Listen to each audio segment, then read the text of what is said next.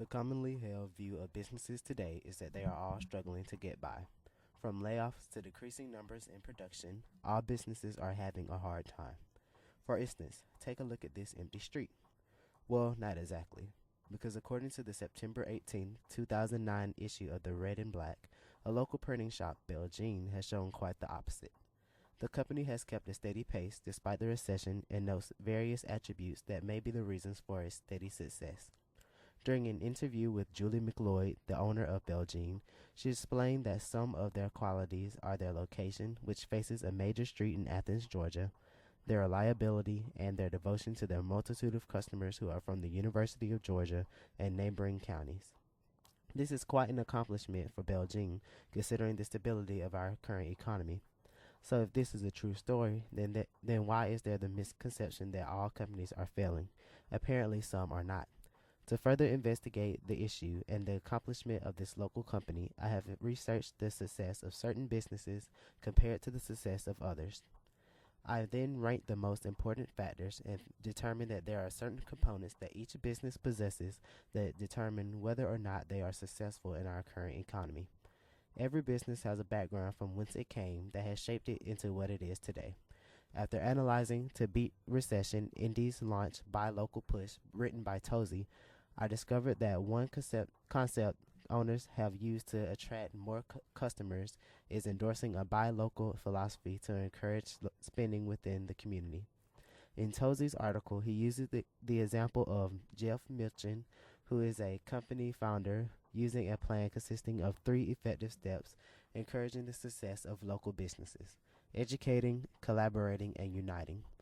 The plan's goal is to grant American citizens a responsibility to their local economy by spending their dollars on products in their very own communities instead of those throughout the world. With hometown customers such as these being the newly found commodity for local businesses, sales are able to remain stable. The plan also adds to the success of the establishments because the citizens of that particular community are given a role in what happens to their own economy. This instills the sense that neither the owners nor the citizens are in their struggles alone, but are instead a team that can accomplish more together than they ever could apart. Although banding together may not seem to be such a big deal, to some firms it has meant a world of difference. For DHL, ABS Air of Wilmington, Ohio, forming bonds may have been what saved the joint corporation from laying off over 7,500 people in December of last year. This was a major hit for the region's economy as the town only has a population of around 13,000. The article by David Lynch of USA Today says that DHL has long struggled in the United States and has tried competing with companies such as FedEx and UPS, but has always come up short. ABS Air is DHL's corporate partner and has laid off over 9,500 people. It is easy to come to the conclusion that due to the financial troubles and a suffering economy, no effective initiatives could rescue the firm. One of the reasons why no plan could be initiated is because Ohio already has one of the highest unemployment rates in the country.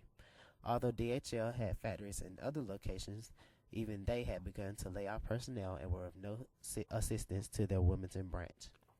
The branch, having little to no help, had no choice but to cut jobs and increase the unemployment rate. This example simply shows the result of entering difficult economic times with no effective concepts or source of unity that could help to bail the business out. So as you can see, a sense of unity is one of the largest components of success in times of hardship. Unity offers a vital sense of belonging and cooperation to an entity where there may be little to no help of tackling the future. However, some people argue that there is no place for unity in the business world and is simply ineffective. This reminds me of earlier years when I visited these people, my grandparents. They had a small store in their very own yard, and I could always hear my grandfather talking about the stress that was placed on both he and my grandmother each day by the varying number of sales. To overcome this and many other burdens as well, the two had a simple method. That method was supplying each other with strength and inspiration while praying daily.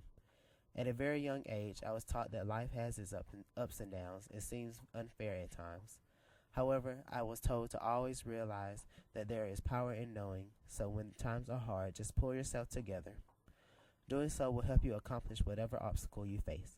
This has helped me numerous times throughout my life, and although my grandparents were often referring to their business as a reference when speaking with me, I have incorporated their words into every aspect of my life. It is more than the business aspect of their philosophy that remains with me, but is instead the determination and unified mindset that remains. I understand that every company is not run off pure determination and lacks certain components that smaller businesses possess. However, tools such as a sense of unity lie within yourself. With them at your disposal, anything is possible. Even though my grandparents were very poor and had the odds stacked against them, to this very day, my grandparents' business is still up and running.